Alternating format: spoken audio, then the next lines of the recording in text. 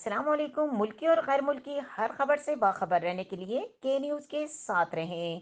رخ کریں گے ساہیوال کا، جہاں سے رپورٹ کر رہے ہیں ہمارے نمائندے رانا سہیل۔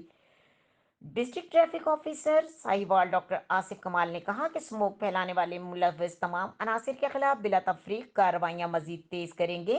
انہوں نے ٹریفک افسران ساہیوال کو سختی سے ہدایت دیتے ہوئے کہا کہ دھواں چھوڑنے والی گاڑیاں اسموک اور ماحولیاتی آلودگی کے سبب بنتی ہیں، لہٰذا انہی کے خلاف زیادہ سے زیادہ کارروائی عمل میں لائی جائے۔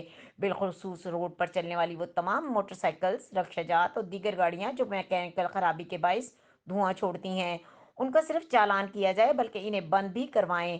انہوں نے ٹریفک اسٹاف کو مزید تلقین کرتے ہوئے کہا کہ اسموگ آگاہی مہم کے حوالے سے شہریوں میں شعور اجاگر کریں تاکہ عوام اسموگ کے بارے میں جان سکیں اور اس کی روک تھام میں حکومتی اداروں کی معاونت اپنا کلیدی کردار ادا کریں۔ مزید خبروں اور اپڈیٹ کے لیے دیکھتے رہیں کے نیوز چینل انٹرنیشنل۔